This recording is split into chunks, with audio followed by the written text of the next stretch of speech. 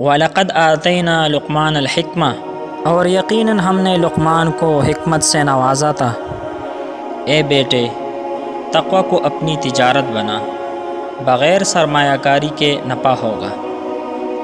جنازوں میں شرکت کر اور شادی کی محفلوں میں مت جایا کر۔ پیٹ بھر کے کھانا نہ کھاؤ، اس سے بہتر ہے کہ کتوں کو ڈال دو۔ مرغ سے زیادہ عاجز مت بن، صبح سویرے اٹھا کرو۔ توبہ میں تاخیر مت کر، موت اچانک آتی ہے۔ جاہل شخص کو اپنا دوست مت بنا۔ اللہ تعالیٰ سے ڈرتا رہ، مگر اس حالت کو لوگوں پر ظاہر مت کر۔ خاموشی اختیار کر، اگر کلام کرنا چاندی ہے تو خاموشی سونا ہے۔ شدت غضب سے پرہیز کر، یہ دل کو خراب کرتا ہے اور دل کے نور کو ختم کر دیتا ہے۔ شر سے دور رہ، ایک شر دوسرے شر کا خلیفہ ہوتا ہے۔ علماء و حکماء کی مجلس کو لازمی پکڑ، اس سے مردہ دل زندہ ہوتا ہے۔ کسی بے عقل و نادان شخص کو قاصد بنا کر مت بیچ، اس سے بہتر ہے کہ خود چلے جا۔ باندی سے نکاح نہ کرنا، ورنہ اولاد غلام ہوں گے۔ علم حاصل کر، ایک زمانہ آنے والا ہے جس میں علم و حلم سے آنکھ کی ٹھنڈی نہیں ہوگی۔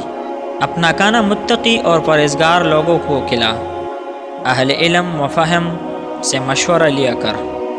ایسا مجلس اختیار کر جس میں اللہ تعالیٰ کا ذکر ہو، وہاں رحمت الہی پاؤ گے۔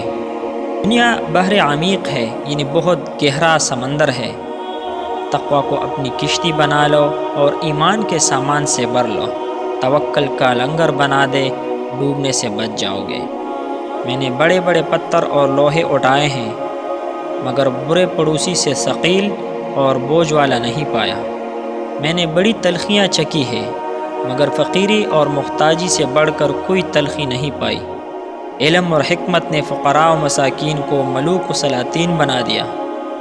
اے بیٹے، لوگوں میں اپنی تعریف کا طلبگار مت بن، اپنے علم پر عمل کر۔